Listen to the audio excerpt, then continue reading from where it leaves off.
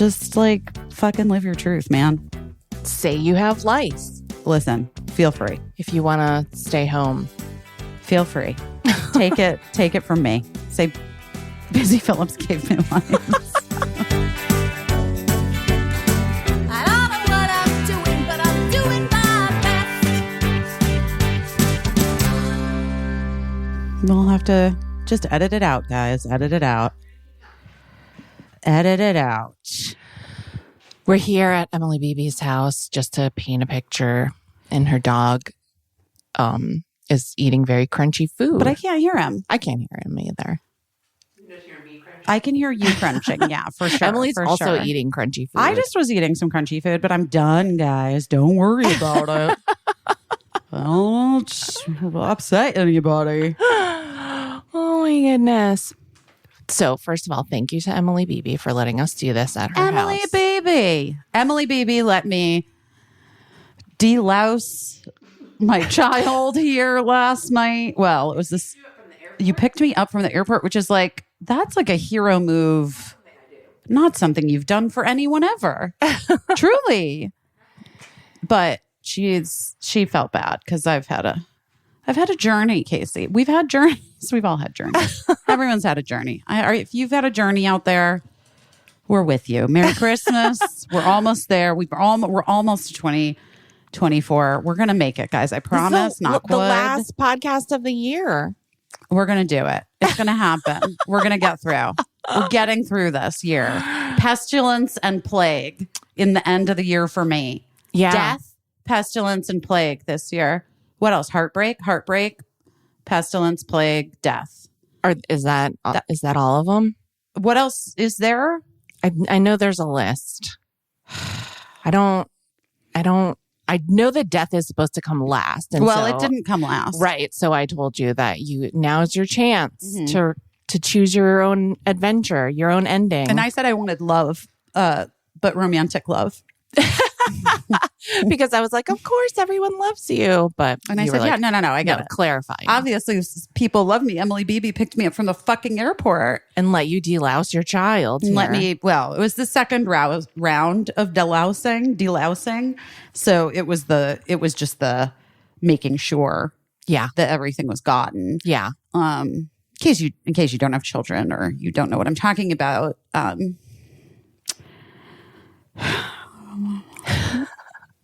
Cricket had one of the more disgusting cases of lice I've encountered in recent ever period. Wow. Period, ever. Yeah, it was pretty disgusting. And I have been unwell since we've spoken. I've been really sick, like really unwell. Like I went to Mexico because I didn't know what else to do. To be fair, I mean, I was not in my right mind, and it felt like because here's what happened. I got sick starting like Friday night, the 20 something. No, not even the 16th, 17th, 15th. Friday. The 15th. Oh, it was the 15th. Okay. Friday the 15th, I got sick. I got like the body aches and pains, and I felt so weak. Like I just was like off, and I started crying. You know, like that when I get, when I get sick, I like sob. Yeah. I mean, when am I not sobbing? I get it, guys. I get it. But I really I just out of nowhere start like crying. And I was achy and my body hurt and I was so confused, like what was going on. And it was just bad. It was like the flu, and feverish, but it was just weird. Yeah. It wasn't COVID. And then that lasted like all day Saturday. I slept. And then we were supposed to go to Tulum. I was taking the kids and Mark was also going. And we were staying in separate places, obviously. But, just a full Bradley Cooper, Arana. How do you say her last name? I don't know. You know how they always vacation together with their kid? Mark and I are we're in that vibe. Yeah. And our friends Sim and Vince were going to be there with their kids. And I was on Saturday, I was like, I don't think I should go. what am I, because my stomach, that's when I started, like my stomach started like cramping. Yeah. And I wasn't like even, I don't even know if I had started having like full just water diarrhea yet. I think I don't remember, but that was Before Mexico? Literally my doctor and I were like, my doctor in New York, I have this doctor who kind of was cracking me up. Like we were texting like the entire time I was there. Yeah. And yeah, he was like, you're probably one of the only people that brings this kind of situation to Mexico. It's like the Chuck Norris meme, like Busy Phillips gives Mexico diarrhea. Oh, that's so mean. But yeah, true, I guess. But anyway, yeah. So I was like so sick. And on Saturday night, I was just like, I don't know what the fuck to do. Like, I can't even see straight. I'm not packed. Like, ever. I just feel like I feel crazy. But the thought of like not going with the kids was bumming me out. Sure. And then I was like, what if this is just like a 48-hour thing? And then I'm like totally better tomorrow. And then I'm like annoyed that I'm not there. And then I have to figure out how to like get there. And right. That all seems complicated and whatever. So if I knew now what I knew, if I knew then what I know now, I would have not gone. Yeah. I would have stayed in New York, probably gone to the doctor. Yeah. Probably avoided this skin condition that I now have. You guys, I can't even. Oh I can't even. So, but I didn't. I went, I sucked it up. I went. It was miserable. The flight was miserable. I actually don't even remember. I was still so sick. Like, I was like just in so much pain. Like, my body was just in so much pain. There's no coughing. There's no like, it was a stomach thing. Yeah. I thought it was food poisoning because I was thinking about a thing that I had eaten. Yeah, you said. Yeah. And I felt like it was food poisoning. But now I don't even know because I think the skin thing that I got can be also triggered virally at like the end of a virus. So yeah, guys, then I got a skin condition and then Cricket got, okay. But anyway, my whole point is that Mark basically was just like taking care of the children the entire time. Sure. I was not well for most of it. Yeah. Got better one day. Yeah. I felt like good. Yeah. Wednesday afternoon. Mm-hmm. Thursday, I went and did some like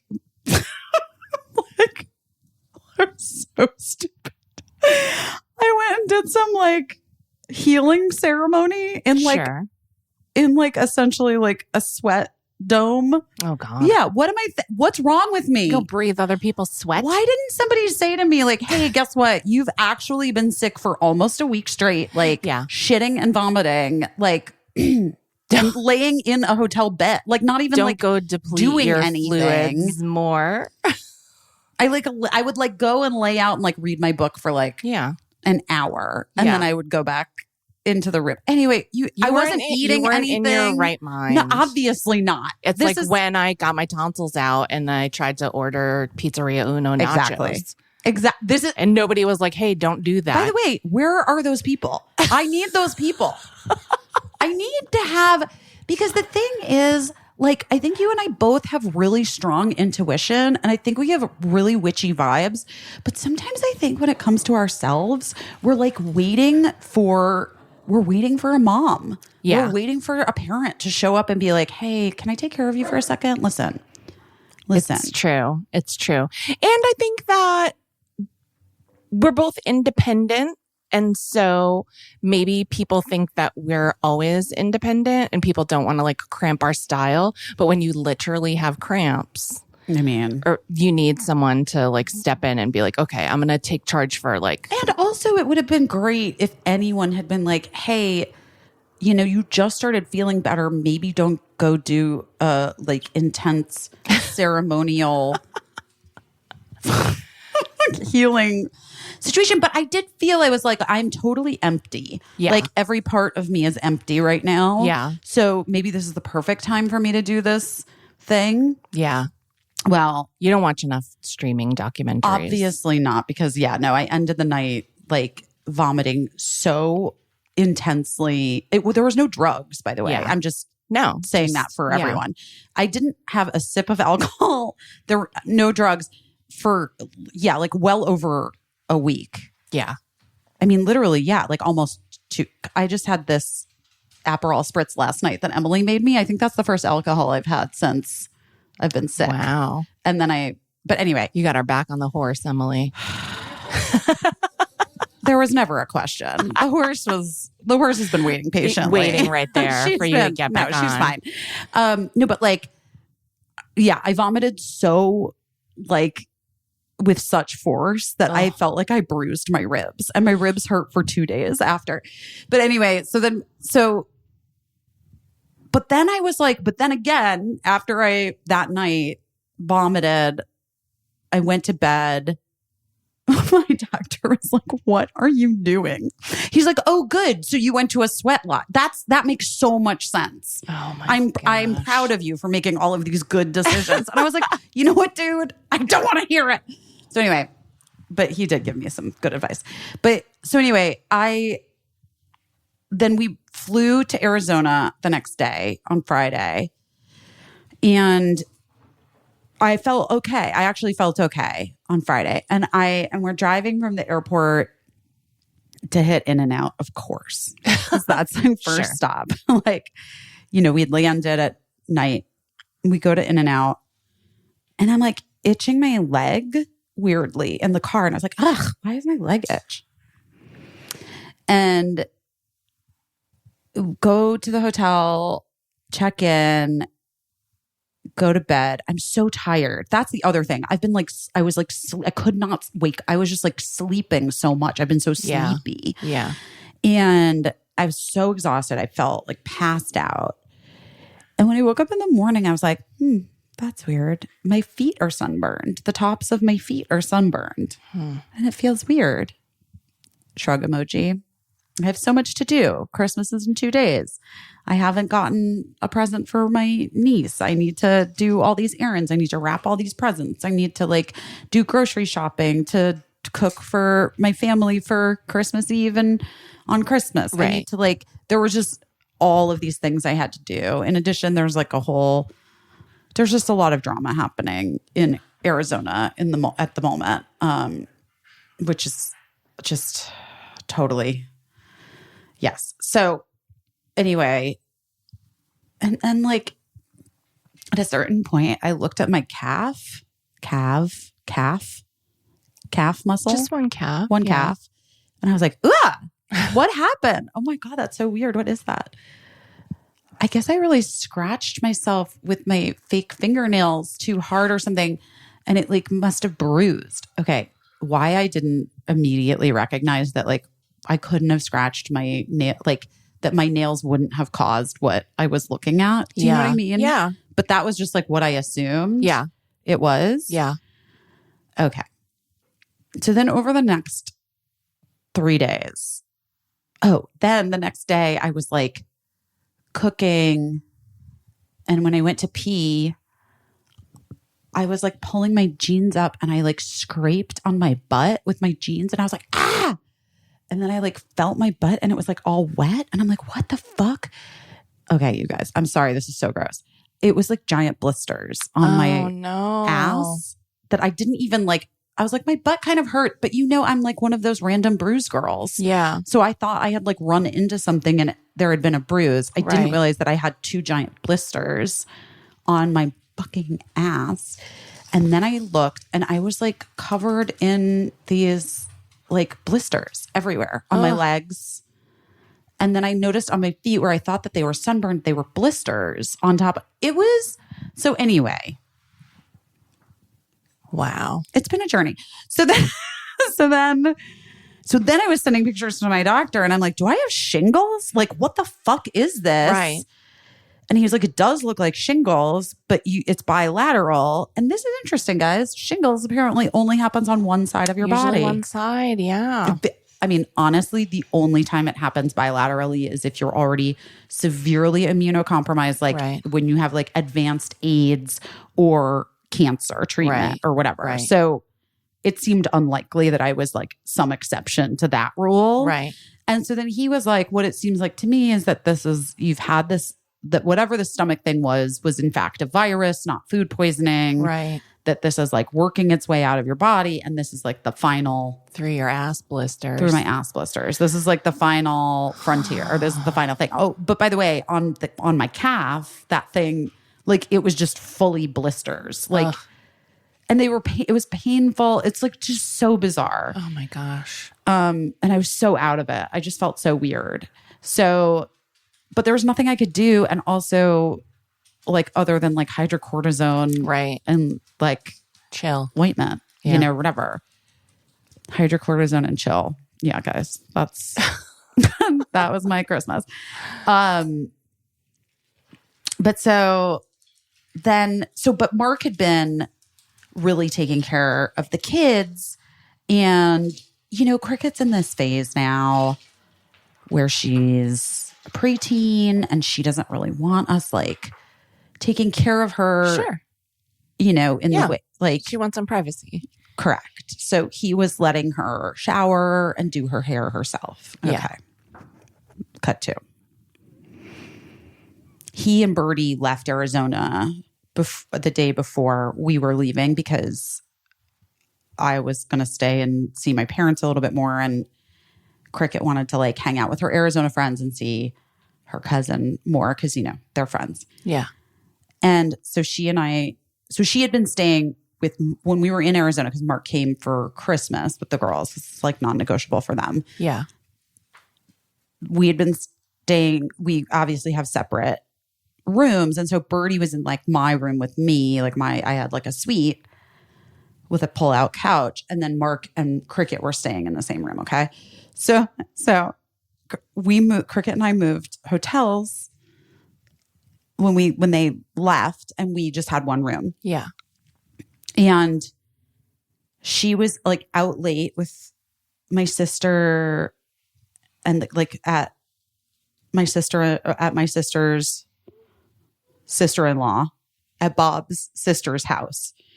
The night that Mark and Birdie left. I'm just trying to explain like how I didn't know. Okay, so Cricket was out late. She came back. I was like, hey, bud, your hair is like looks really knotty. And I know you've been like trying to take care of it on your own and without a lot of help from Dad, but I'm going to need to brush your hair out after a shower, okay? And she's like, oh, tonight, can we not do it tonight? And I was like, fine, we can do it in the morning. Okay. I wake up in the morning. It's a long story, but I realized that I had left like the hairbrush and like all this shit at my parents' house. Yeah. So I go to my parents' house and I get the stuff for Cricket's hair. And I'm like, you need to get up, babe, because we're going to go soon and you have a play date with your friend, whatever. And I come back, lights are out. And I come back and I'm like, okay, you got to get in the shower. So she gets in the shower. She comes back for me to brush her hair. And I'm like, oh my God. She's covered in lice. Like, you guys. Like, I was like, oh no, I'm a terrible parent. To be fair, I like haven't stayed with her for 12 days. Like, we haven't been in the same room together, basically. I was sick.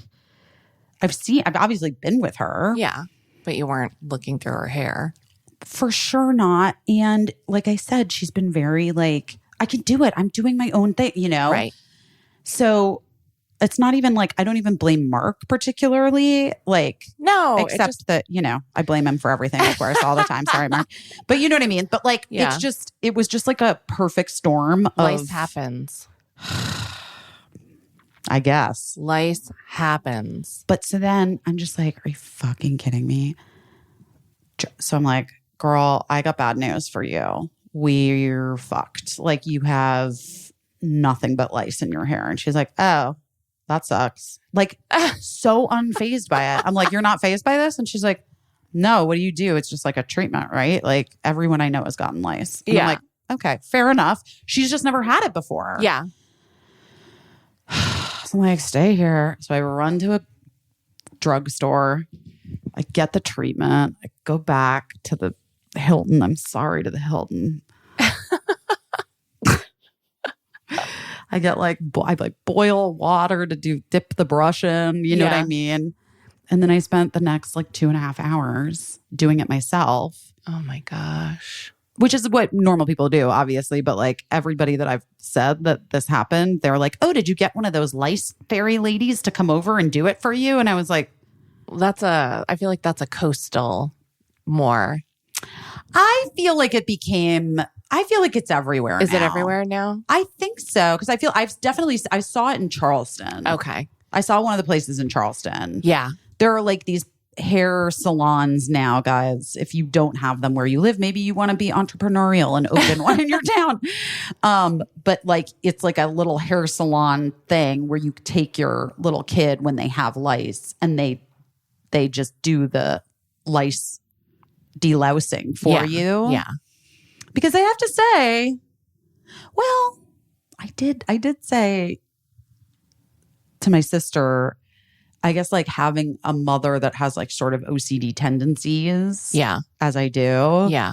This is a perfect application for it. Yeah. Because I was so thorough and was kind of just able to I just took my ADD pill. Yeah. And just hyper focused. And I just this was nitpicking. I just nitpicked the shit out of that little hair. Oh my gosh. But it was definitely stressful at the end of all things. And still I didn't know what the fuck was wrong with my body, what these weird welts were all over myself, because my mother was like, well, I can make a reservation. She's like, I can make an appointment with the dermatologist here, or we can go to the hospital. And I was like, I'll wait. I'm going to go to LA. I'll go see my dermatologist that I've seen since I was 19, Dr. Lancer, who can figure everything out. Right. I've never had a skin situation that has stumped him. Right. And sure enough, I saw him this morning and he was like, oh, darling. And then he explained what it was. And I sent it to you and you knew what it was because you know what everything is. But well, you know that I love doctoring and science. Yeah. I mean, it was definitely it's called something, guys. Hold on. I'll tell you what it is. It's basically I had a reaction, which makes sense. It's the Kebner phenomenon. The Kebner phenomenon. It's the Kebner phenomenon. It describes an appearance of new skin lesions, of a pre-existing dermatosis in areas on a cutaneous injury on otherwise healthy skin, both the epidermis and dermis to be injured. Anyway, he's it can be a little bug bite. Right. He was saying that he thought it was from a small bug bite in Mexico. Yeah. That I had an allergy to the protein. Yeah. Of the bug bite. Yeah. Which makes sense because I happen to be allergic to everything always. Right. And then my itching spread it. Right. And then it becomes really crazy. The reason I knew what it was a little bit is because when Eli was little, and this was also right before the holidays, coincidentally, he erupted in a rash that was very blistery. And then very quickly, it was alarming how quickly he was covered in this rash, but he was little. And by the time we had gotten him, whatever, the next day to the doctor, the little blisters had turned into bullseye looking things. And then they turned into bruises. Yeah. And so. Oh, by the way, I'm just looking at this thing and it looks like it could have actually also been from the sunburn. Yeah. It could have been a sunburn. Yeah. He thought it was probably a little bite that I got. I mean, you can never know. You can never know. Eli's was from what we were told at the time, that he was exposed to someone who had the herpes virus, so like a cold sore, and that he was having a reaction to the herpes virus. And then that's what caused his explosive rash. But here's what's interesting is what Eli had was called erythema multiforme.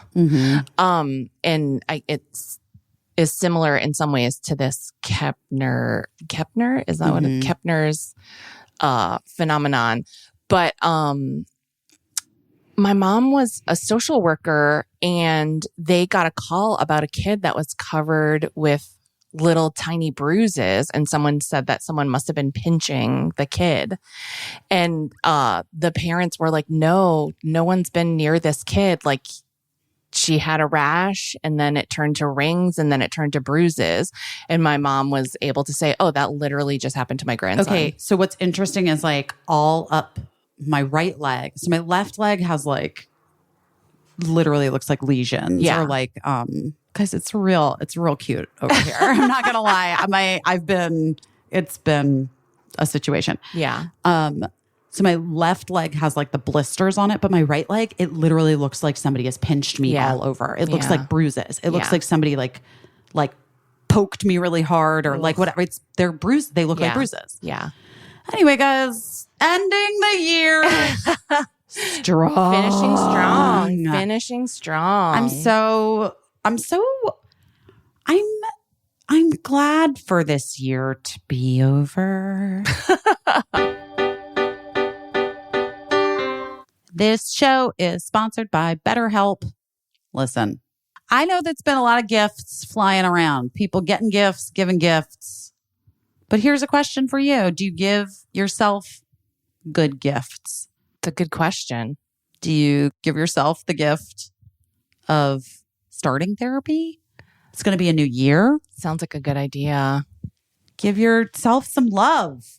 Yeah. Because here's what I know. I wouldn't have made it through this year without therapy. For sure. Woo! For sure. Yeah. And the benefits of it are great. And even if you're like a person that is like, I don't know, I think things are fine. You know what? There are skills that therapists can help you with, coping skills. Therapists can help you learn how to set boundaries. Do it now. It empowers you. When things might come up, you'll be ready to handle it. And if you're thinking of starting therapy, you can give BetterHelp a try. It's entirely online. It is designed to be convenient, flexible, and suited to your schedule. You fill out a brief questionnaire, and they will match you with a licensed therapist. You could switch therapists if you want at any time for no additional charge. It's a really fantastic way for you to start to make things easier for yourself, especially in the new year. I think this is a great thing. Like, a lot of people, I feel like, put off their own self-care or their own mental health because they're like, I'll get, you know what, maybe when I have, this is the time. Get it set up now. Yeah. Start the new year off strong, guys. Yeah. It's the season of giving. You should give yourself what you need with BetterHelp. Visit betterhelp.com/busy today to get 10% off your first month. That's BetterHelp, HELP.com/busy. BetterHelp. Ooh, hiya, hiya, hiya. We know that children's vitamins are mostly just candy in disguise because it's just candy. There's just sugar. Gummy junk. Gummies stick in their teeth, and then you got to take them to the dentist, and the dentist is like, what have you been feeding these children? You get shamed. You get shamed by your pediatric dentist. And they're like, and you're like, oh, what's gummy vitamins? And they're like, those are the worst things for your children's teeth. And that's true. And it's why Hiya was created. It's a pediatrician approved, superpowered, chewable vitamin. Most children's vitamins have at least 5 grams of sugar. Hiya is made with 0 sugar, 0 gummy junk, yet it tastes great. It's perfect for picky eaters, and it fills in the most common gaps in modern children's diets to provide the full body nourishment our kids need with a very yummy taste that they love. It is formulated with the help of nutritional experts. Haya is pressed with a blend of 12 organic fruits and vegetables, then supercharged with 15 essential vitamins and minerals, including vitamins D, B12, C, zinc, folate, and many others to help support immunity, energy, brain function, mood, concentration, teeth, bones, and more. Just all the things, guys, that you want a vitamin to do for your children. Haya is going to do. It's non-GMO, it's vegan, dairy-free, allergy-free, gelatin-free, nut-free, then free of everything else you can imagine. It's designed for kids of all ages, and it's sent straight to your door. So you have one less thing to worry about picking up at the store. You're like, oh no, I forgot nope. They're at your house waiting for you. And your kid can personalize the bottle. It's exciting for them. You won't have to cajole them into taking it. It's great. No, make it a part of the routine. It's just a good thing to get your kid into the habit of taking a multivitamin. We have worked out a special deal with Haya for their best-selling children's vitamin. You can receive 50% off your first order. Come on. To claim the deal, you got to go to hayahealth.com/busy. This deal is not available on the regular website.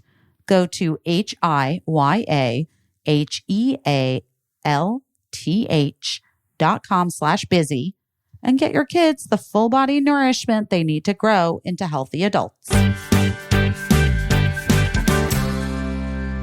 Did you have a nice Christmas? It was really nice. We had a nice Christmas.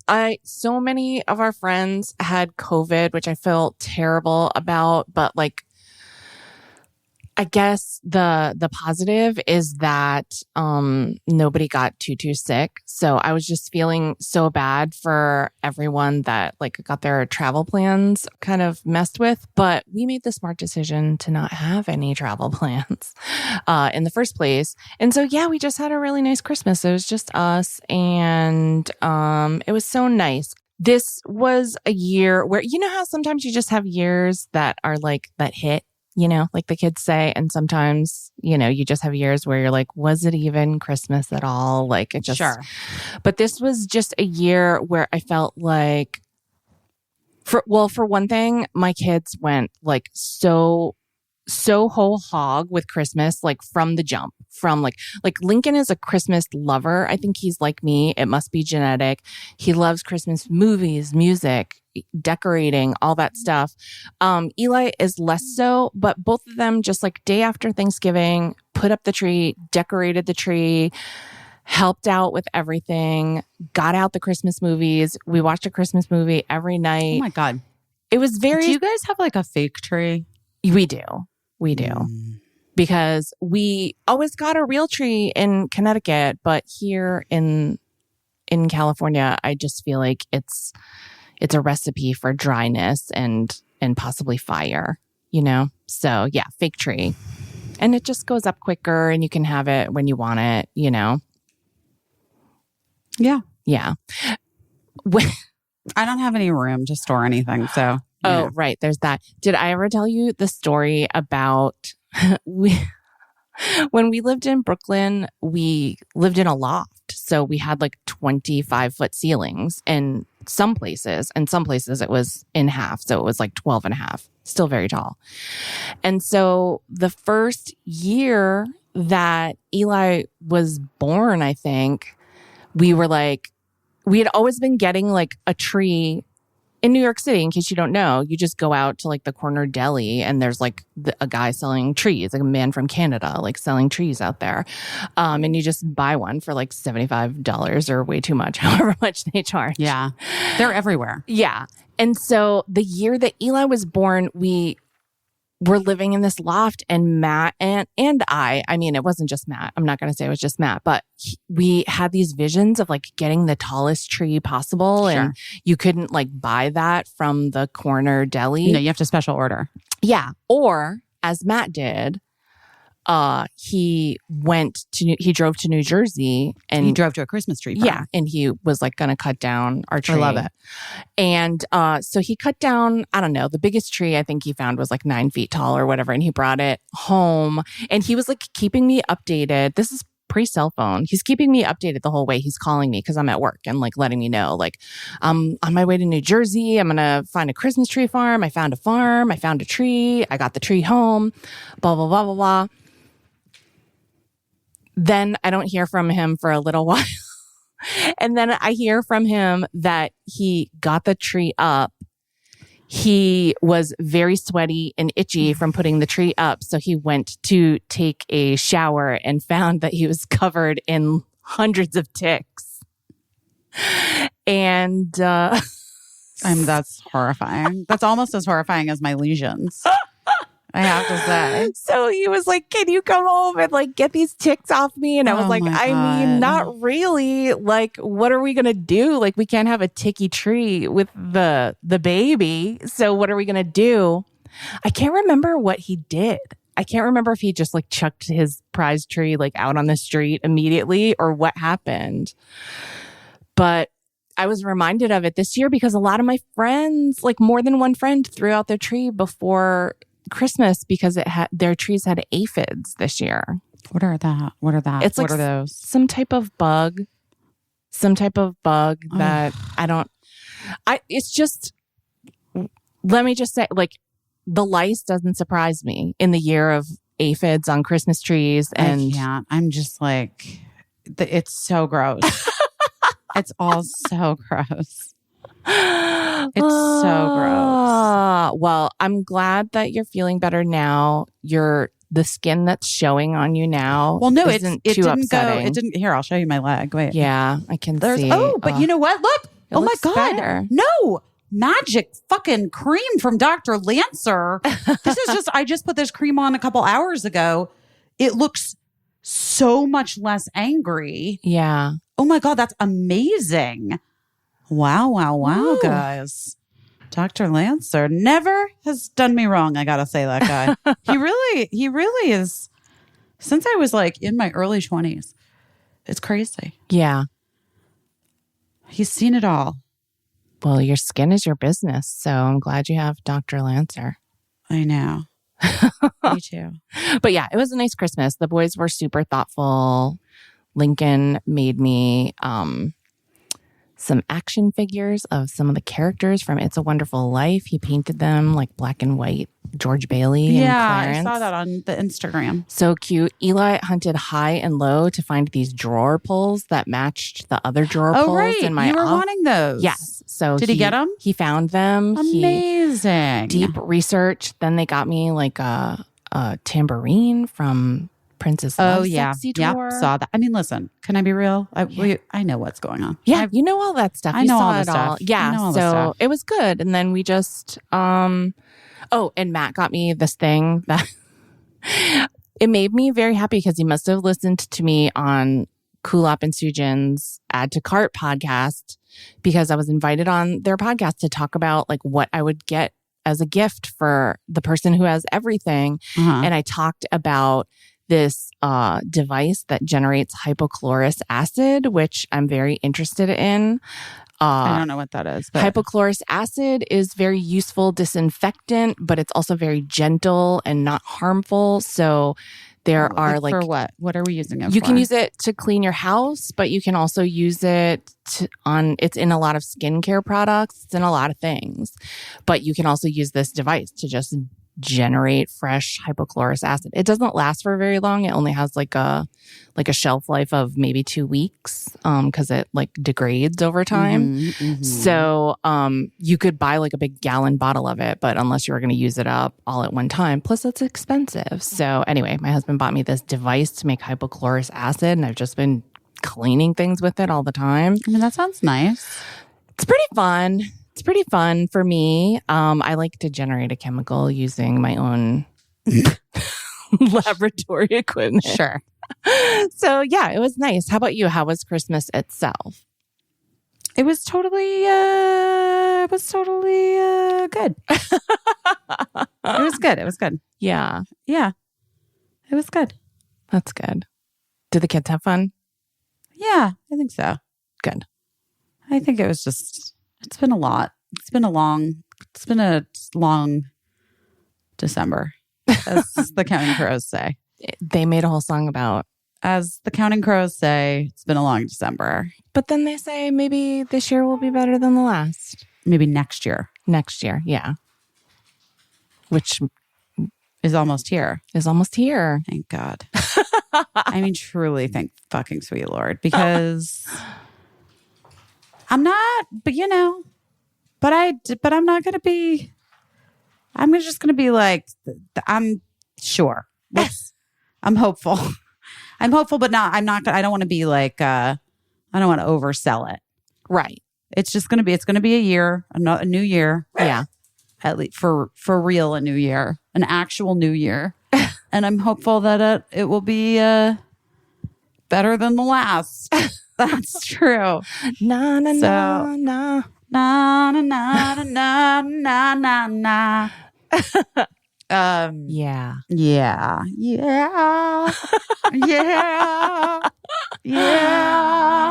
Oh my gosh. Yeah. Did you see any good movies? Did you do anything? I didn't watch anything. I didn't watch any of the screeners. Yeah, like the new movies. I mean, Saltburn. I'm probably not going to watch that, but I didn't. People are talking about it. People are talking about it. Just so you know, okay, so like I'm busy as a member of SAG-AFTRA and the Directors Guild. I'm a member of the Writers Guild, and so for award season, they send us screeners of all of the things that are trying to be nominated for awards. So sometimes you get screeners. It used to be like DVDs. It used to be VHS tapes would come to your house, but now. Then it was DVDs for years. Now it's weird. Like, I think it's weird because I get so many emails saying like, here's a digital screener, watch it. But also not digital screeners too. They also do like go to these 4 screenings if you want to see it. Yes. These 4 free screenings in LA or New York. Which I'm never doing. No one's doing that. I mean, we're not doing that. I might. But if you like, I don't know what I'm doing in 10 minutes. I can't plan that. So here's what I'm saying. Like, I even find that I got some DVDs this year, which we still have a DVD player. I understand some people don't. I've not gotten any. I don't think that I thought they weren't sending them at all. I thought they were done. Then there's also like codes that you like put into your Roku or your Amazon. Yeah. Well, if you're in the Academy, you get there's an Academy app. Yeah. So there's all different ways, but I have to say the all different ways that really gets me off track. I used to sit and watch every single DVD, like boom, boom, boom, boom. And there is some, it's so weird because I actually agree with you. I feel like there was something easier about just getting DVDs it felt special. And oh my God, I'll never forget the year that the only movie that I was really hoping to see was Sweeney Todd, and I just never got the DVD for it, and I was like so bummed out, but I dutifully watched all the other ones, and then Sweeney Todd was like delivered on Christmas Eve, like a Christmas miracle, and I was so happy. But now it's just like, yeah, if I look at my emails, I'll have probably a couple dozen emails about movies that I could, I guess, like download. But like, do I want to watch it on my laptop? Do I want to figure out how to make it go on to my television? I don't know that I'm that invested. But I did watch American Fiction and I did enjoy it. What's that? That is I remember now I'm vaguely remembering it looks like something I want to watch, but I can't remember what it is. A frustrated novelist who's fed up with the establishment that profits from Black entertainment that relies on tired and offensive tropes. To prove his point, he uses a pen name to write an outlandish book of his own, a book that propels him to the heart of hypocrisy and the madness he claims to disdain. But it had Sterling K. Brown in it, so I was in. I saw him at my facialist once. You did? Mm-hmm. Did you say that you loved him? We said hello. We did say hello to one another. It's a very small, it's not like a fancy, the woman that I go to here in LA is I've talked about her before, but it's not like a super fancy place. It's literally like in her back. It's in her ADU, right? It's in her like back guest house. ADU stands for accessory dwelling unit. If you live in Los Angeles, you know ADU is a hot word. if they had like word of the year for specific to cities, I feel like ADU would be added to the Los Angeles dictionary because ADU is like also no one anywhere else calls it ADU. I'm sorry, they just don't. Guest house. It's a guest house or a back house or a pool house. It's not a fucking ADU, but everyone here is like my ADU, the ADU I'm putting it, ADU. I'm like, guys, just fucking call it a guest house. I'm so annoyed by it. Why do we think that people say ADU? Because it sounds less shishi than guest house. It's insane. I have no idea. Somebody obviously marketed it. It's just been marketed to us somehow. I don't know why. It's also like the legal term for like you need to get an ADU permit. You know what? Yeah. I think that's what it must be. It must be what the permit here is called. And I don't know if it's called that in other places, but it really all of a sudden out of nowhere in like the last like 5 years, the word or the term ADU has become, because when I had my old house here, it was called a guest house. When we bought it, the house has a guest house. Yeah. If those people sold that house, it would be called an ADU. I was like so bizarre. I don't know. Anyway, what was my point about the ADU? What was I talking about? No, I was talking about something else. Sterling K. Brown. Sterling K. Brown at your facial. Oh yeah. So all I'm saying is that so we were ships passing. We were facial ships passing. The night he was getting a facial before me at my facialist and it was just like, it was really nice. He was really nice. He's beautiful. I feel like I've run into every cast member of This Is Us at various awards shows and events. And I feel uniquely guilty because I know I have looked around them to see if Sterling K. Brown was like behind anywhere. Like good for you, whoever you are, but where's Sterling? He's pretty incredible. He's my favorite. Yeah, he's great. He's very funny in the role of Randall Pearson, but he has great pathos. I love everything he does. Yeah, I wish I could see that movie. I mean, I will see. I don't know if I'll see it. I don't recommend it. Listen, I have to take Birdie to the movie tonight that she had the seizure in. Don't ask. She's seen it since. She saw the Mockingbirds and Blue Jays or whatever the fuck, the Hunger Games prequel. But she really wants me to see it. And this is totally a case of like, I'm just taking one for the mom. Like as a mom, I'm just taking one for the team. I'm just like, she wants to share it with me.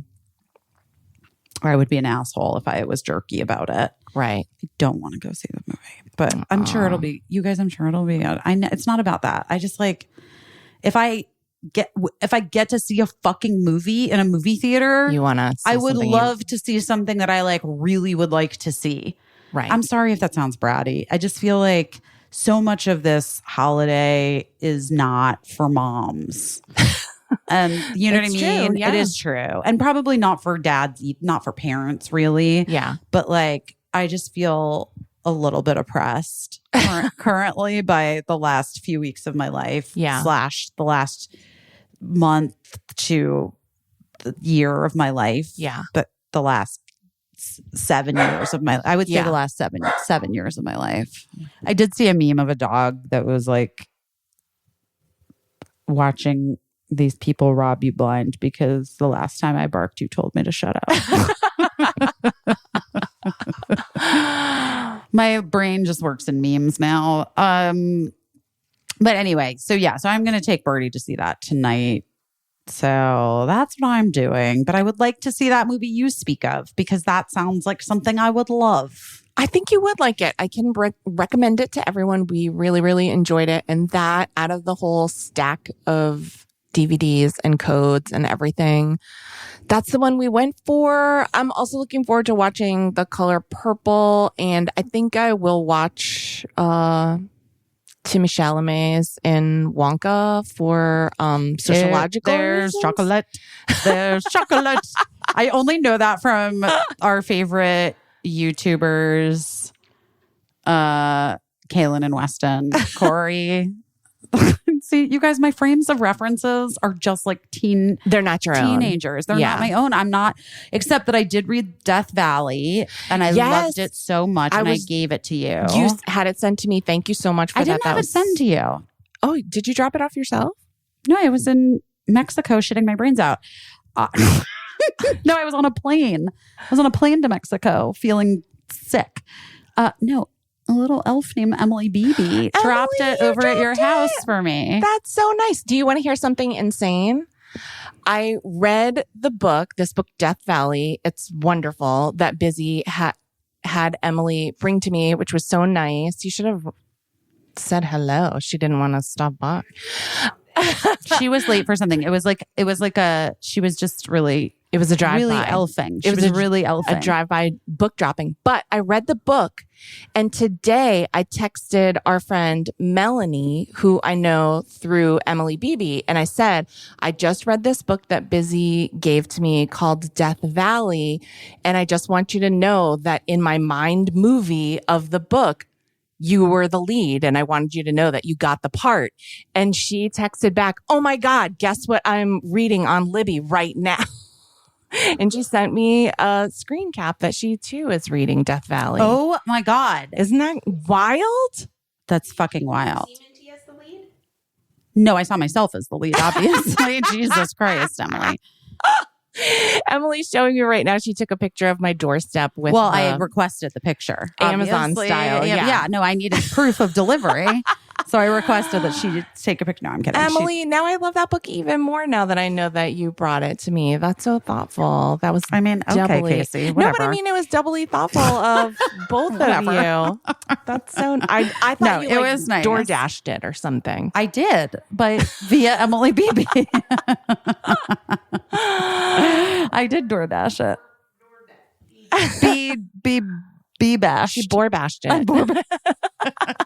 Stupid. How good is that fucking book? It was really good. It's really good and really quite funny. And really emo. And it's one of those kind of books that you read it and like it makes you like want to write and do a good job at it. Yes. Yeah. 100%. Yeah. I felt the same fucking way. And I also was just like, I don't know. And I feel like, I don't know. I highly recommend that book. You know, I don't read a lot, guys. So it's gotta take something for me to get into it. Although I just so much. Are you out of your mind? No. I've been terrible at reading for years now. Interesting. Wait, I've read though, like it's always this time of year when people are posting, they're like, all the books I read this year that I loved. And it was like 47 books. And I'm like, how? Why? How? Show me when. What are you doing? What are you doing that you're able to read 47 fucking books this year? So I read 2. Yeah. The whole fucking year. Okay. So I read Death Valley. Yeah. Miranda July's book that comes out in May that I'm like truly obsessed with. Okay. It's called All Fours. We'll find out in May. Guys, it's literally like it's a game changer. It was like a game changing book. Okay. I like can't even recommend. It's a novel. Okay. She's like I think she's one of my favorite writers. Anyway. So I read Death Valley and I read Miranda's book that is coming out in May. And is that it? That's it? There was one more, I think. I read maybe one more book. I think there was one more, but I can't remember what it was. Oh, thrive. Guys, it's all happening. Your New Year's Eve look is upon you. You got to get it together, but you have time. You have time if you're going to do a subtle smoky eye or if you're going to do a frosted glam look or something in between. Listen, you got it. You got time to order the Thrive Cosmetics. certified 100% vegan, cruelty-free, made with very clean, skin-loving ingredients, high performance and trademarked formulas, uncompromising standards. Guys, we're obsessed with Thrive Cosmetics. You know I'm obsessed with it. It's literally in my purse right now. I carry the Liquid Lash Extensions Mascara on my purse. And if you see me in public and you want proof, ask, I'll whip it out. I will show you. It's how much I love it. It's also a great time to treat yourself. Maybe you didn't get exactly everything you wanted. Maybe you didn't. Maybe you didn't get anything. Yeah, maybe. We don't know. And so like treat yourself to something that we are telling you 100% will not be a disappointment at all. It will not disappoint. I'm telling you, it will not disappoint. The Brilliant Eye Brightener is a highlighter stick. And I just smear it all over my face at this point. I'm not even kidding you guys. I'm like my entire eyelid, my cheek. I'm like above my lip. Like I'm just covered. Just everywhere. I'm covered. The tops of my boobs. Don't get me started. My clavicle. I have put the Brilliant Eye Brightener on my clavicle. Listen, it works. I use the mascara to touch up my eyebrows when I'm traveling. Obviously. Why wouldn't you?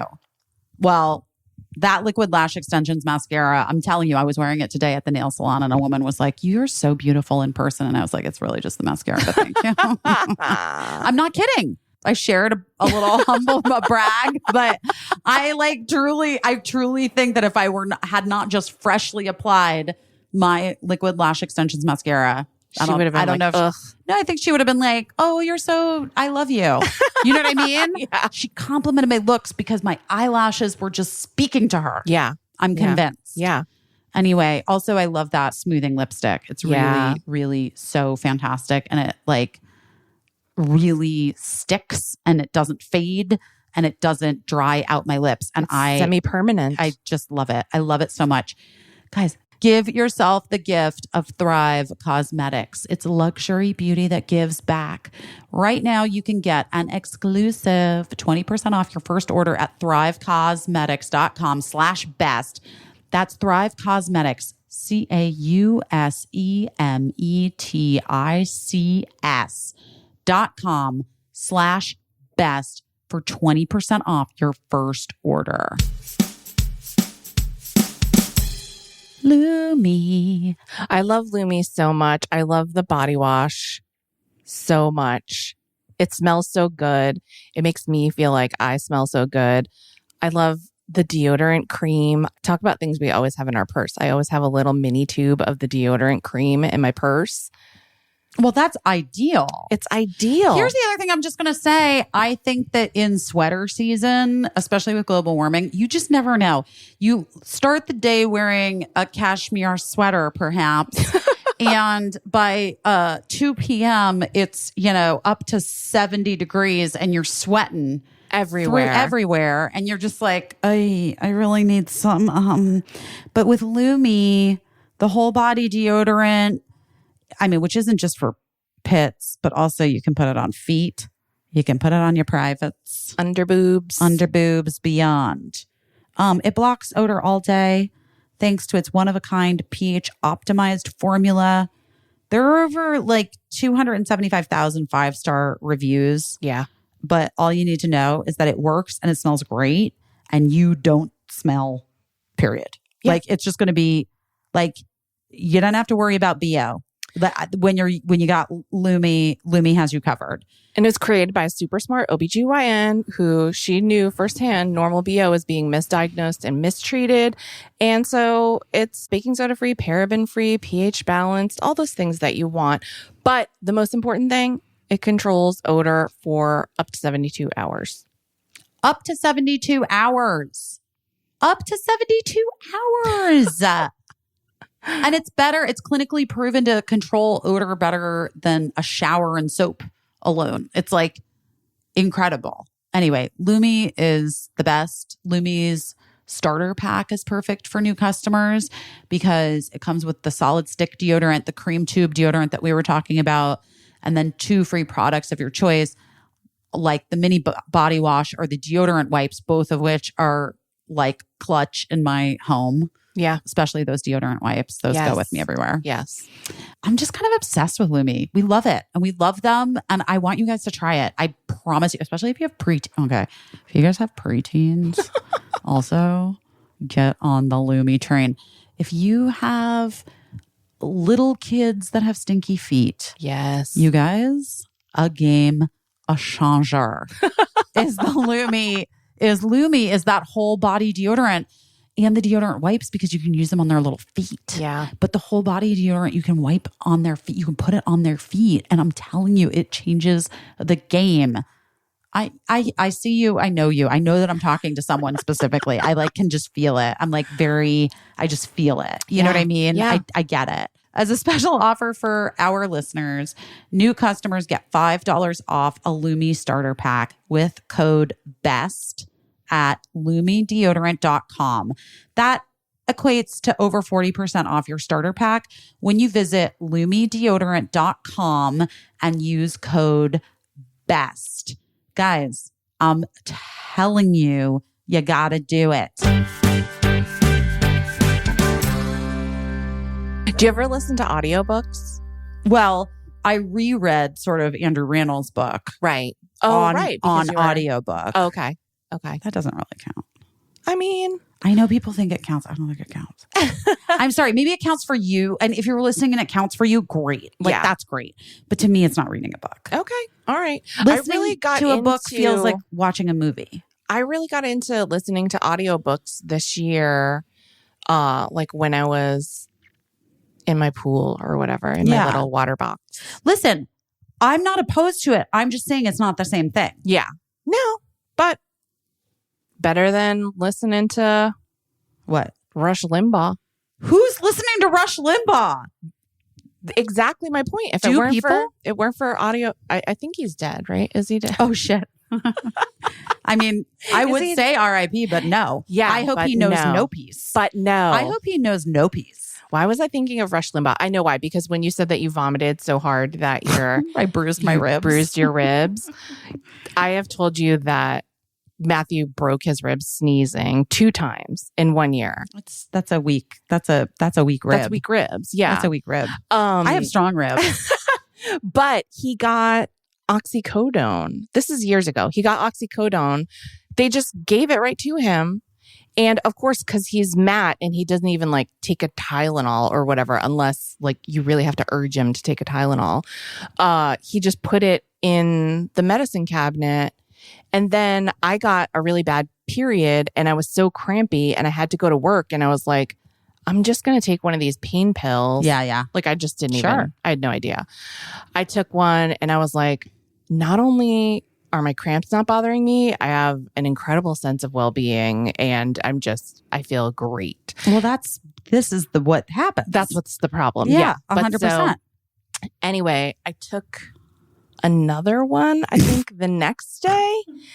And then Matt was like, I don't even know how it was found out, not found out. It was just I think he was like, you seem like you're feeling okay, even though you have your period. And I was like, oh yeah, I was taking your pain pills from when you broke your ribs that you didn't take. And he was like fucking furious. And he was like, I just remember him holding up the bottle and being like, do you know that these pills are why Rush Limbaugh went deaf? And I was like, I did not know that. And he was like, yeah. But then I was like, why do we have them here? Why? Yeah. Why do we have them here? And then so I immediately shifted blame off of myself from taking drugs that were not prescribed to me. I think that's right. I think that what you did was exactly right. But I was like, let's throw them out. I don't think but yeah. But now I didn't realize you're not supposed to flush them down the toilet. You have to be very specific. You're supposed to turn them in, right? You're supposed to, which I only know because when Eli got his wisdom teeth out, they were like, we're going to give you hydrocodone or whatever. And Eli, still high out of his mind from the anesthesia, was like, no, I don't want it. I don't want to bring that to my house.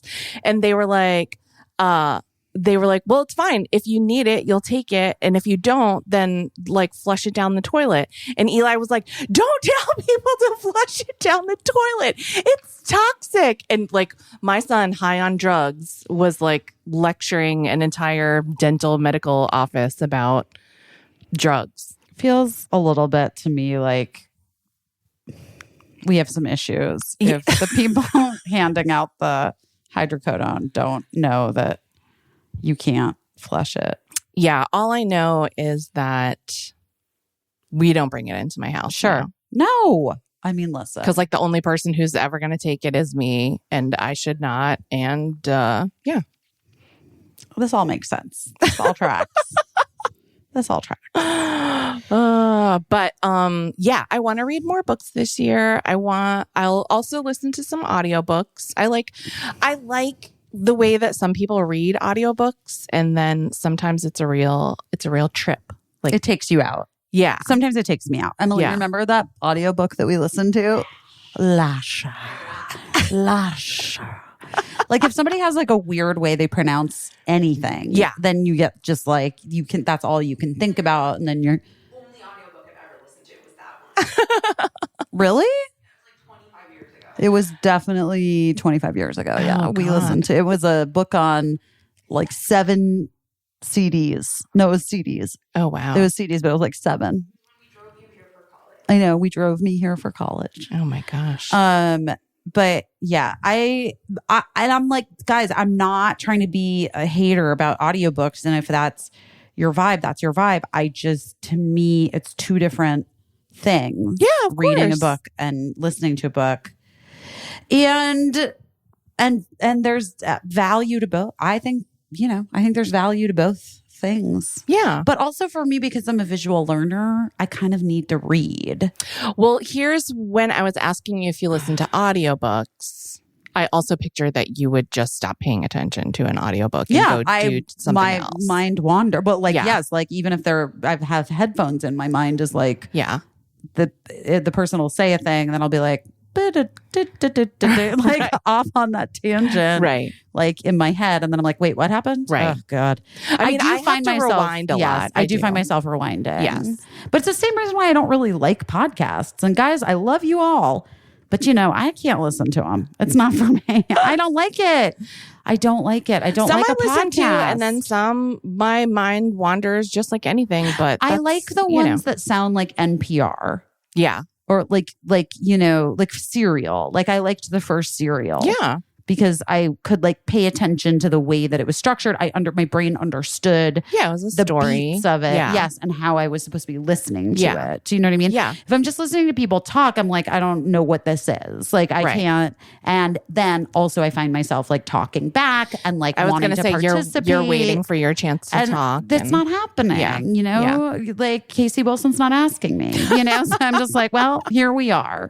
Like, and I don't know. It's hard for me to listen to things that aren't music, but I love music. Yeah.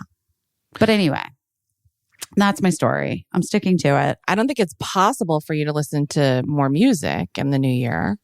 Oh, no, I'm not interested in listening to more music. I listen to enough. Have you participated in the meme where people are making lists of what they think are in and what they think are out? I haven't. No, but I haven't. I also have not been well. So you still have time. I know, but no, sure, I guess. I don't know what I'm going to do. I don't know what I'm going to participate in.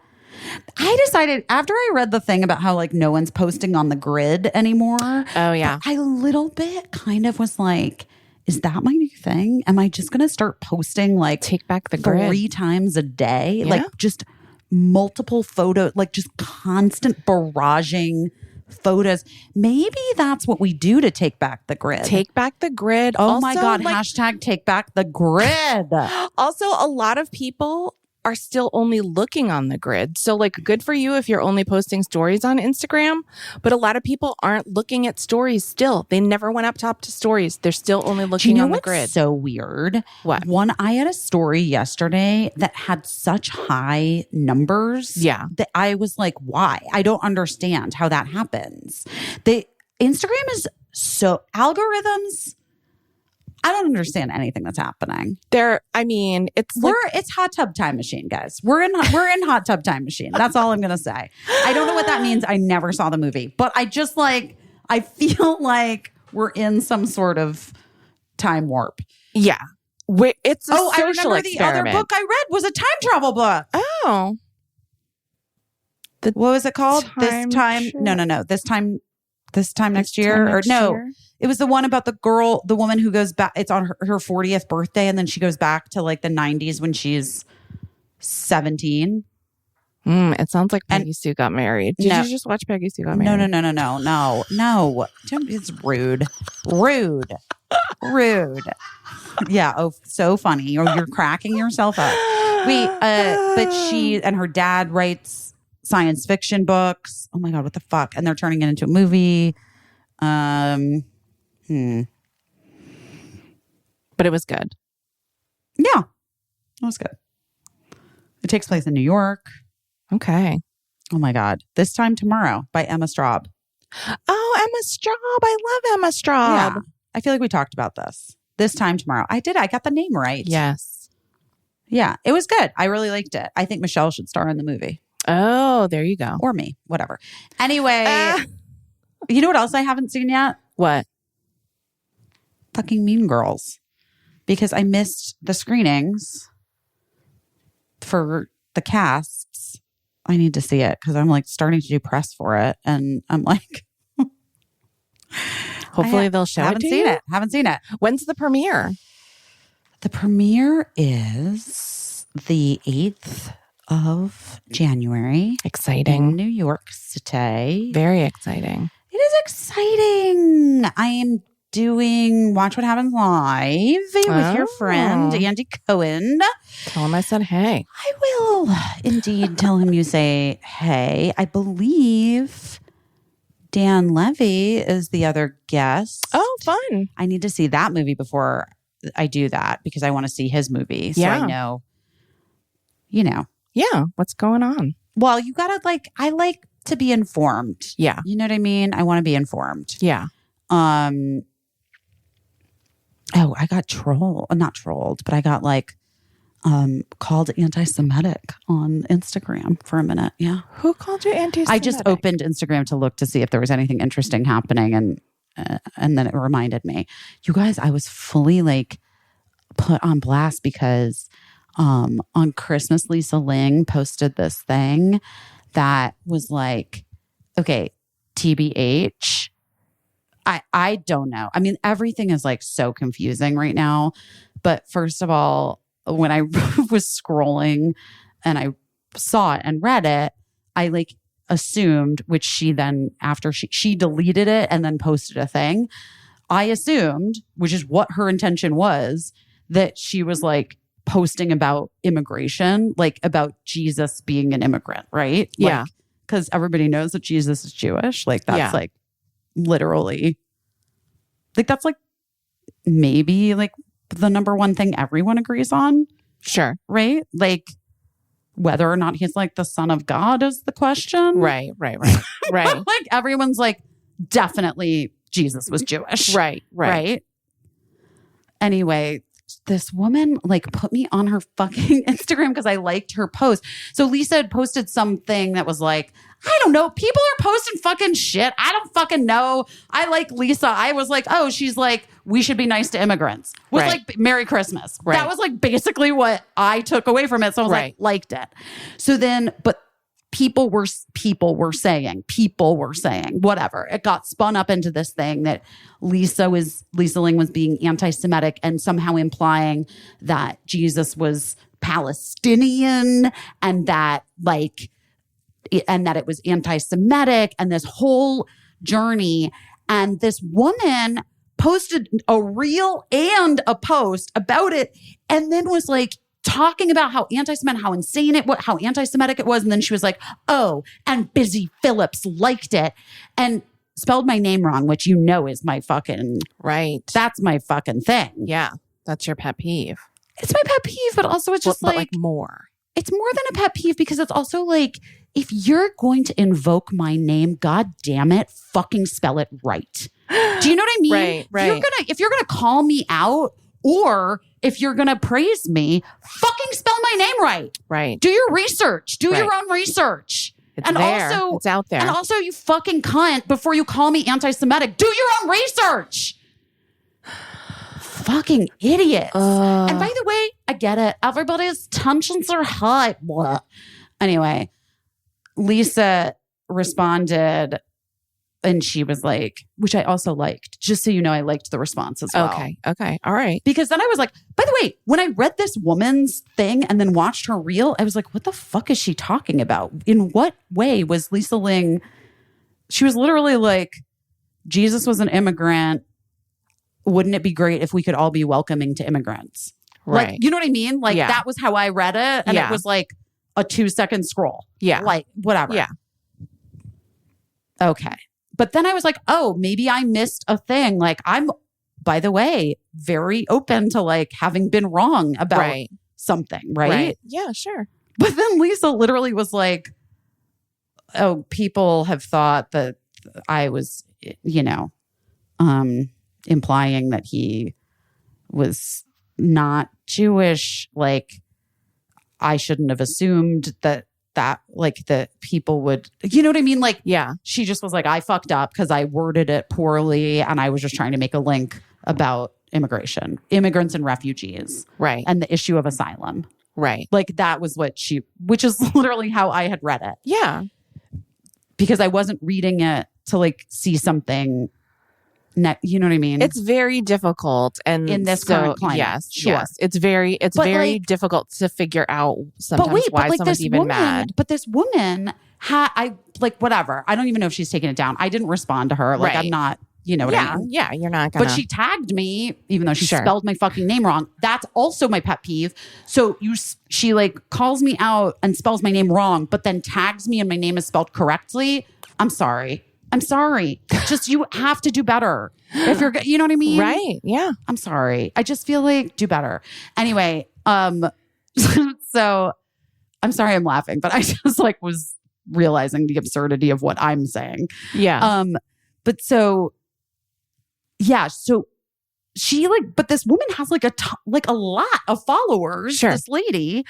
And my dermatologist in New York liked it. Oh no. And so now I'm like, well, am I going back to this woman? Like, I can't, like, what? No. And then I literally was like, what am I doing? Like, who cares? Like, also, did she even read the whole thing? Like, dude, it doesn't exist. None of this exists. Like, this is all, you know what I mean? Do you know what I'm saying? Yes, because it's like, first of all, none of it is doing anything to solve anything. This 100%. Like, and that was sort of part of what I was like, the conclusion that I came to in my own brain. I mean, first of all, I was never going to like respond to it because there was just no reason for me to. Like, it was truly, I mean, I didn't see You assumed the best in what you read. And that the intention was, by the way, exactly what then Lisa was like, oh, my intention was like, I was drawing a line about immigrants and refugees. Yeah. Which is what I fucking thought. That was your takeaway. That was your interpretation as well. It was. That's number one. Number two, none of it like means anything. All we're doing, like, short of like if you're making donations or you're volunteering in some way, all we're all doing online is like signifying our position. Like, we're sharing our position on something and letting people know where it is we stand. Yeah. And by the way, and I think in terms of like social media activism, as I have been participatory in it so much myself. Yeah. I think that there's a great deal of information like that can, like, good information that can be spread. Yes. And also I think information in terms of giving other people like ways to be participatory in person, right? So like I don't know, for me, a lot of the stuff like, you know, hinges on like action, like actual action, like steps people can take. Oh, if you live in this state, this election is super important. Right. Here's the information you need to know. You can Here are make the calls, places you can go. Yes. And like, this is how you can help if you don't live in this place. And this is my fucking opinion. You know what I mean? Right. But like a lot of what I think like what has devolved, you know, or seems to have devolved into this, like, it is people like thinking that they are activists by posting like infographics or reposting things that they've seen. That again, it's like there are certain things where it's like we're in a real war on information and on truth, right? Because it's so easily manipulated. And so I do feel like you have a responsibility to, I'm so sorry, do your own research, you know? And there are certain, like, you know, when I'm talking about, or when you're posting or whatever about, if I'm like putting information out about like a ballot measure that has to do directly with like, you know, abortion and women's right to choose, right? In a state. Like, I'm getting that information from the Center for Reproductive Rights, Planned Parenthood, or, you know, one of like the leading organizations that deals with that specific thing. So like it's vetted and I know that it's good information. Yeah. Right? Like, I just think that there's such a glut of bad actors. Yeah. Who are like perpetrating a lot of stuff and then like getting people spun up about things that are like, I don't know. It's just not helpful. It's not helpful. And it's like not helping people to be able to navigate and disseminate like what is true and what is not true. Because the truth is fucking anti-Semitism is on the rise and it fucking directly affects my family. Right. And like, yeah, it's terrible. And I'm terrified. Terrified. But what I don't need is some fucking bitch calling out, I'm sorry. Some fucking bitch calling out like Lisa Ling, me, and Jennifer Garner for some fucking bullshit. That's like not, by the way, not perpetrating anti-Semitism. Like if she, whatever. If Lisa Ling needed to be like clearer in her intention on her Christmas post, fine. I understood what it meant. But I also wasn't looking for anti-Semitism in Lisa's post because I know her. Like, and I knew that immigration is her like immigration and refugees and is a thing that she cares deeply about. Yes, obviously. So anyway, I was like not thrilled. Yeah, I can imagine. I mean, I missed all of this. I haven't seen any of this. Like, I actually don't know because but I missed all of it. But it's really hard when you're like, what is this doing? Like, you know what I mean? I mean, I also like, that also is like you got me for something? For what? Like for what? I mean, I liked a post that like you didn't ask me what I thought the post meant. I mean, you know what I mean? Right. Like also, I don't know. And it would be easy just to be like, I don't know. I don't know. Is Lisa Ling one of our foremost red flag carriers in the war against anti-Semitism? Not in my experience.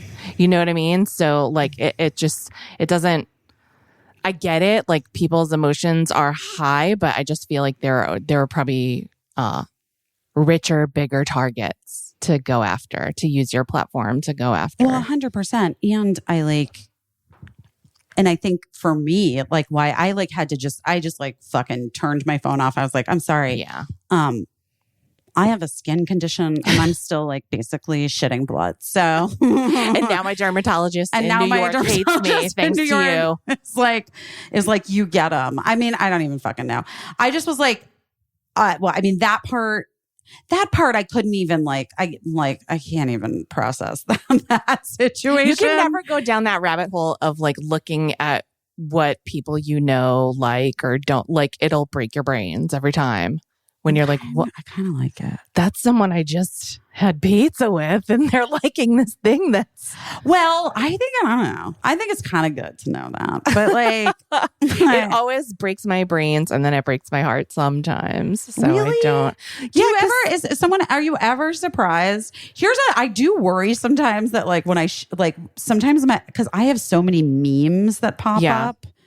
You know what I mean? Yeah. Meme. You know what I mean? Oh no. And who knows what the source of those are. Well, that's what I'm saying. Sometimes I'm afraid with memes that I'm like, you're going to like something. Yes. Like somebody, and then like 4 posts back, they posted like a Confederate flag. Yes. And someone's going to be like, why do you love the Confederate flag poster? Yes. I swear to God, that occurs to me all the fucking time. Yes. So instead, I just send the memes to Alan Starzinski, and then I move on. Oh my goodness! Yeah. It's dangerous out there, but also, I think you did the right thing. Just turn your phone off, and you're doing okay. You're doing well. I just also was like, I cannot even respond to this because I don't have the energy, and I also am like. Ugh. Also, like if the person had just said, what do you mean by that? Like, well, I'm just out of curiosity. Like, what do you mean? Like, you probably would have answered. Or by the way, what if she had just done that to Lisa Ling? Right. Like, what if she had sent her a DM that was like, hey, I'm genuinely curious because here's how it's reading to me. Right. Instead of like this post and then reel that was like calling. I mean, wow. Oh my goodness. I think that people that know Lisa Ling and people that know you and you know, and also except for my dermatologist. Except for your dermatologist. Like, I think know that like your heart is in the right place. And also like I'm sure this woman's heart is in the right place. It just probably isn't it's not effective. Well, for sure. It's and not like, helpful. by the way, I'm not opposed to calling out like people that are really spreading like hate speech and anti-Semitism. Right. Do you know what I mean? Like, even like being, you know, like ignorant or whatever. Sure. You know what I mean? 100%. But like, yeah, of all the targets in all the Instagrams. I'm sorry that happened. It was just annoying. In the middle of lice and diarrhea and rashes. Listen, I didn't even know about the lice yet. But oh my God. Well, I hope that I don't know. I hope that it gets all straightened out. I hope that lady figures out what everyone meant, and I'm sure she'll clear it up to all her followers. Maybe she deleted it. I don't fucking know. Maybe. I don't even know who the lady is. I just like saw it. I saw the thing. I saw the reel, and I was like, I'm out. Okay. I was like not interested in this shit. Oh my gosh. I'm not interested in participating in this particular world of social media. I gotta go. And that was it.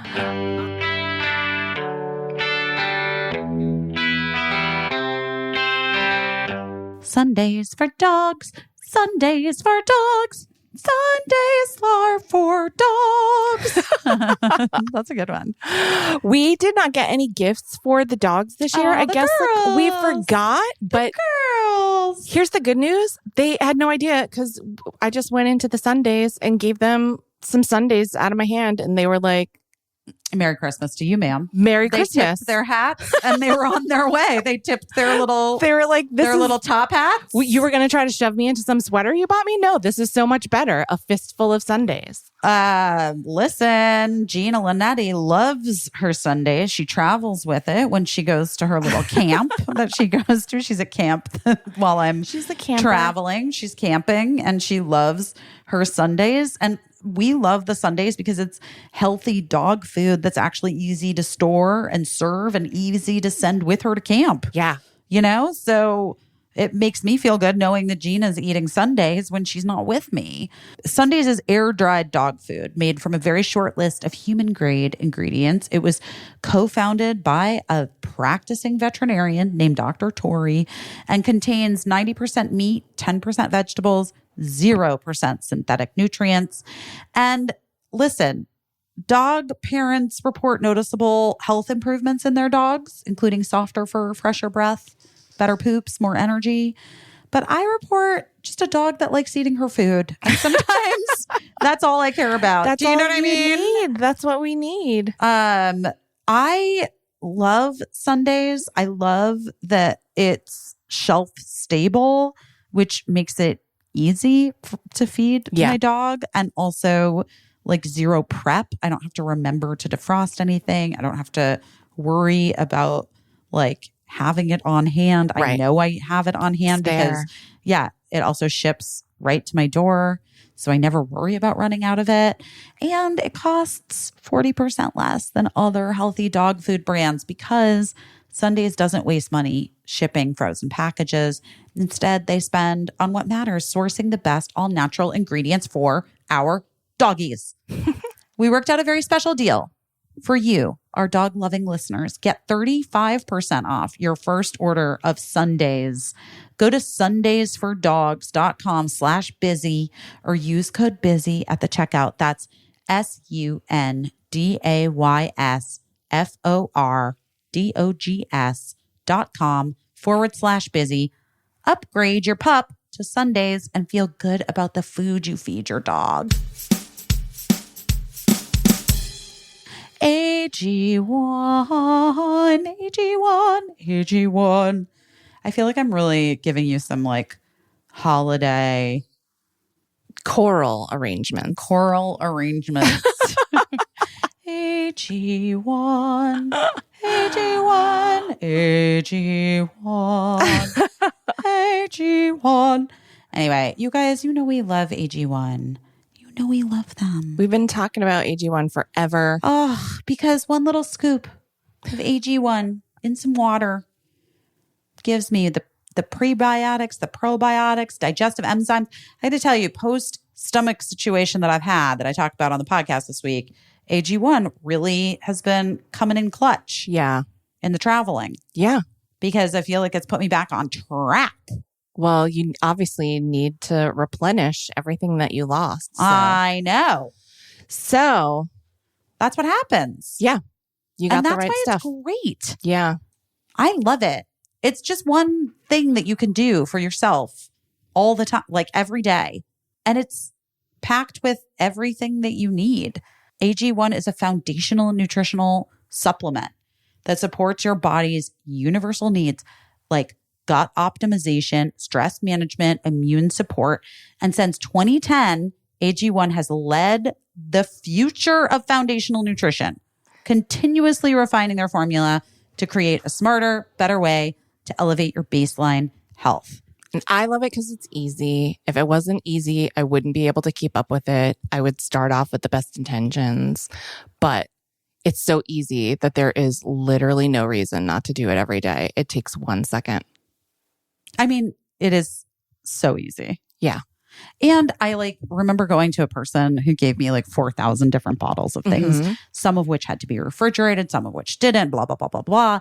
And it was too difficult. I couldn't take 14 different pills every day of yeah. And then you wonder, am I getting this from the best brand? Am I getting this from the best source? Is it the freshest? Blah, blah. And then I'm just paralyzed. I'm too anxious. Well, then I just don't do it. Exactly. Well, then I just did, and I didn't do it and I wasted so much money. But AG1 is the supplement that we trust and it can provide the support our bodies need daily. And that's why they have been our partner for so long on this podcast, because we really genuinely love it and we both love it and use it and drink it. And it's fantastic. So if you want to take ownership of your health, it starts with AG1. Try AG1 and get a free 1-year supply of vitamin D3, K2, and 5 free AG1 travel packs with your first purchase. Go to drinkag1.com/busy. That's drinkag1.com/busy. Check it out. What's happening in the new year? Do you have any New Year's resolutions? Do you have any things that you like? Do you have a goal? Ma'am? I know not a New Year's resolution. Ma'am. You know, I already quit my New Year's resolution of drinking green tea. That was the only, I figured I would Because it tastes like dirt. Apparently I can't handle it. It tastes like dirt. But also like the tannins make me vomit. And I thought that green tea was tannin free. No, it's disgusting.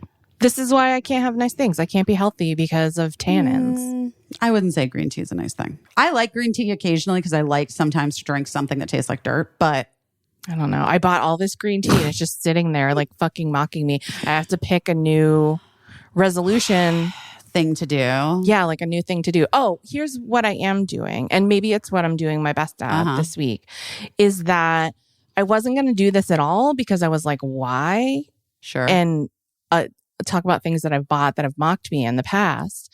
But my friends, Kristen and Ashley on the group chat were talking about their planners, their 2024 planners and how excited they were.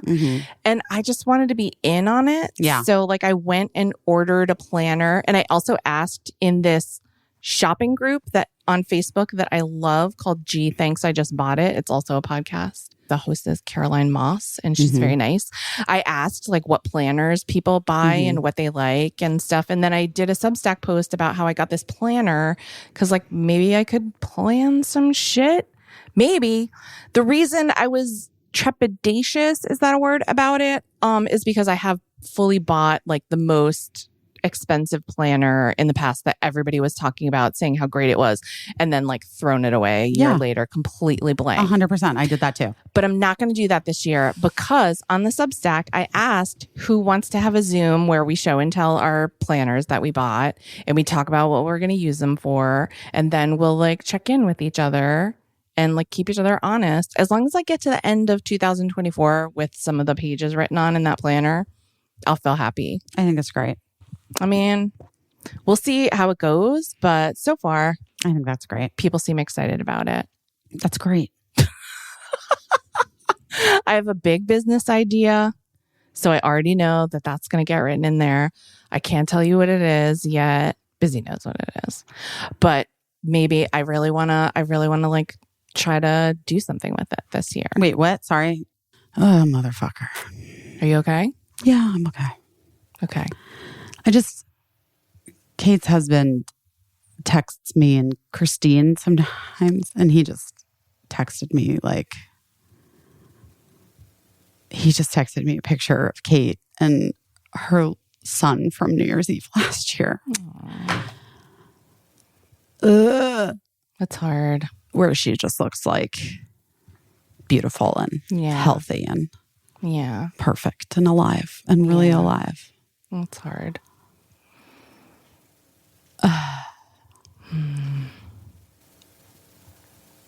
What a fucking year. By the way, I had 2 friends who married men named Larry. What are the chances? I mean, I guess pretty good. What? Larry? Do you know any fucking Larrys our age? Yeah, my first boyfriend's name was Larry. I only know 2 Larrys. The one that Kate married and the one that Lisa married. I don't know. Larry Preville, wherever you are, he was a child model and he was my first boyfriend. That's hilarious. Wait, have you guys heard about this thing the something project, the unrequited project or the missed something project where people are writing like notes to their first loves and posting them and then you can search your name and see. Oh my gosh. If anyone is, what the fuck is it called? It's called the something project. I just was mad because there was none for busy. I mean, it makes sense, guys. There were none. You have to input a letter to your first love because, that's like the more people that... Fuck now. The more people that use it, the better chance there will be. No, I can't remember what it's called. Whatever. Doesn't matter. Anyway, I deleted X off my phone, Oh, that's good. I I did it when we were talking to Roxanne Gay. Yeah. I've regretted it all since, but I've regretted it since. But just because then I don't have anything to like mindlessly look at. Yeah. So then I've been looking at Threads, which is like truly a wild algorithm for me because I like don't follow that many people and it's just so weird. Yeah. Like today a thing popped up that was just like a guy skydiving whose parachute didn't open. Like, oh God. Like I know, I'm telling you the weirdest. I get the weirdest. So that's where I heard about this whatever thing. Yeah. I can't remember what it's called. But anyway, whatever. Anyway, that's my story. Okay. Sorry. So you're doing your best at, you're doing your best at a thing, a planner, and you're going to write. I'm going to do the planner. I'm going to write in my planner. I have a business idea that I'm kind of serious about. Oh, okay, good. I'm going to look into. Okay, good. And then, great. Yeah. I like this all. I talked to our friend Katie Storino about it. Great. But I mean, not that, just to like get advice, Yeah, but I think it's an interesting idea. I don't think it's like $1 billion idea. I think it's kind of niche, but $100,000 idea. $100,000 idea is great by me. I'd take it. That's great. What am I doing my best at this week? I mean, definitely picking lice. I fucking nailed that shit, guys. I did so good at the lice. Oh my gosh. I got them all out. Yeah. It was disgusting. Also satisfying. Disgusting but satisfying. That's all you can hope for. Yeah. And I'm like kind of trying to do my best at I am trying to do my best at like not putting so much on the future. Yeah. Because it's just like, the shit show of the present is just where I'm at, And so like, I just have to like move through it, like boils and all.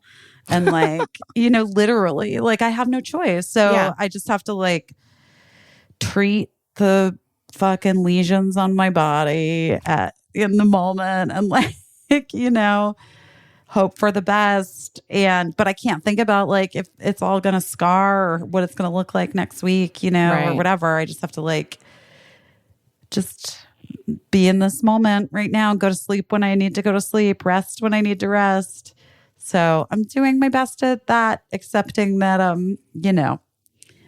I actually do think I'm like having that thing where I am actually like truly starting to like accept the present tense and stop. Like the last 4 years have been a real mind fuck. Yeah.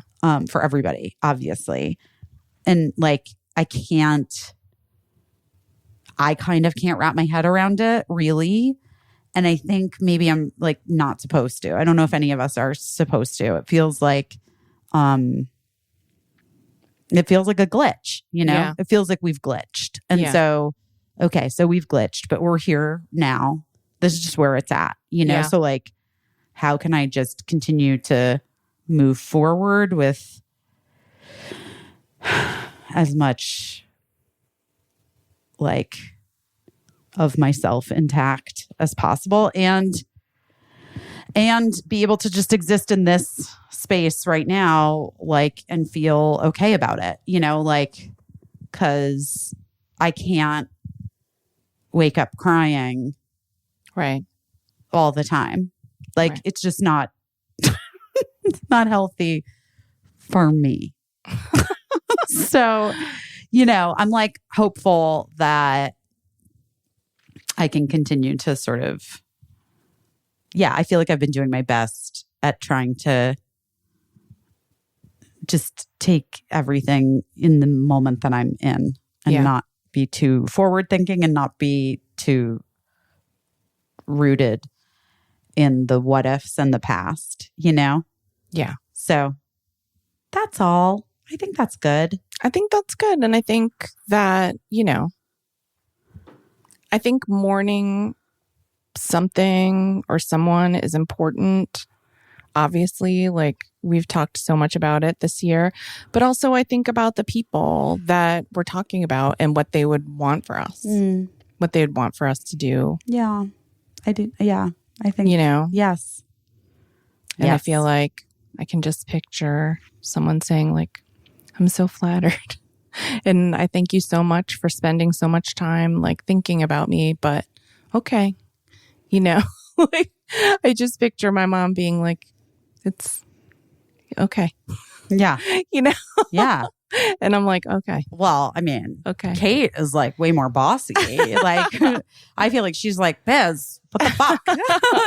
Fucking go live life. Are you kidding? Yeah. Like, enjoy this shit. Yeah. Like, so, yeah, I hear her voice, like a lot, Yeah.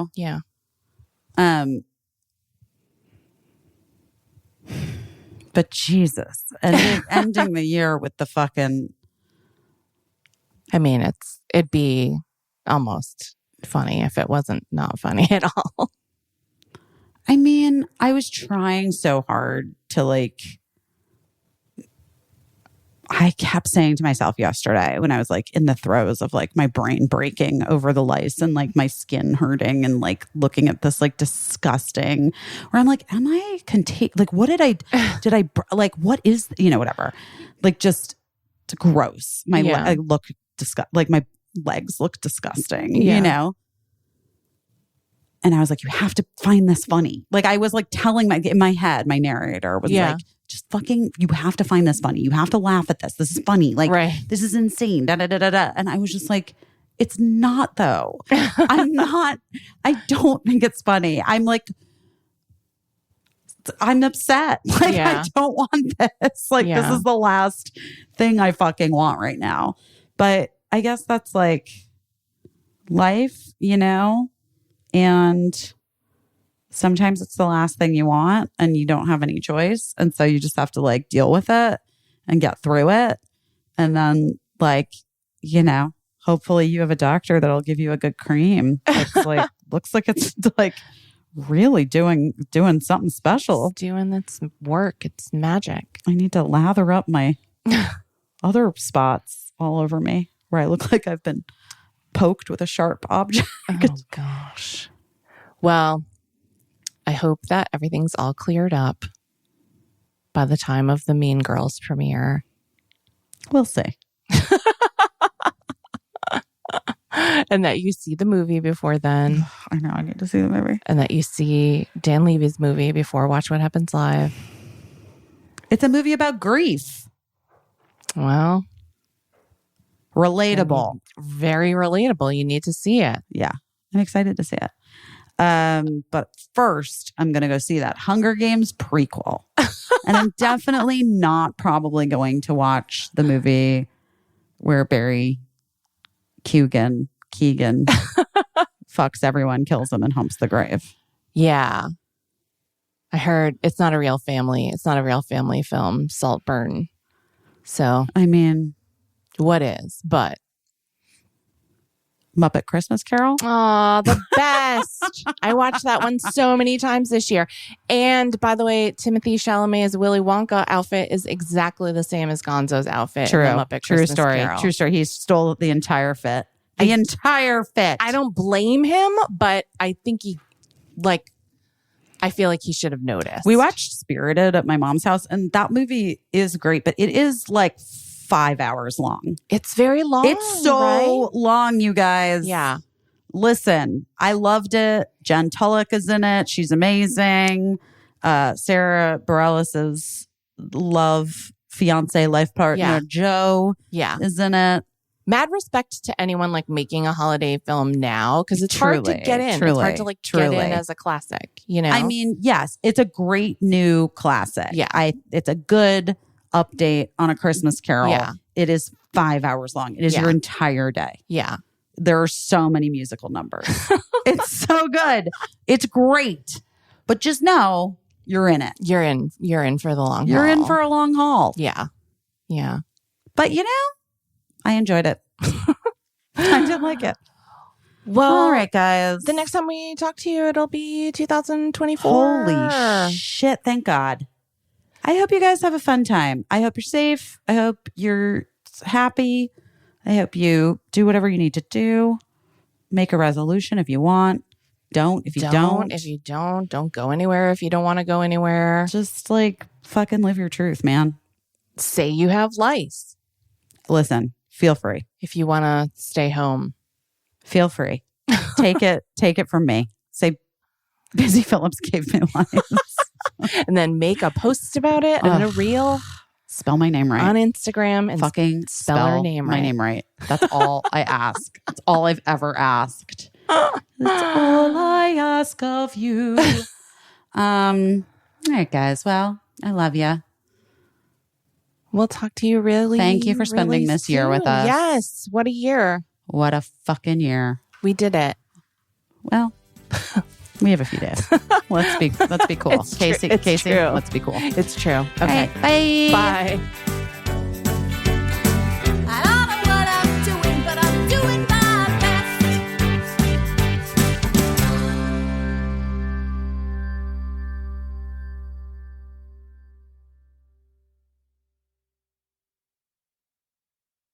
Oh no.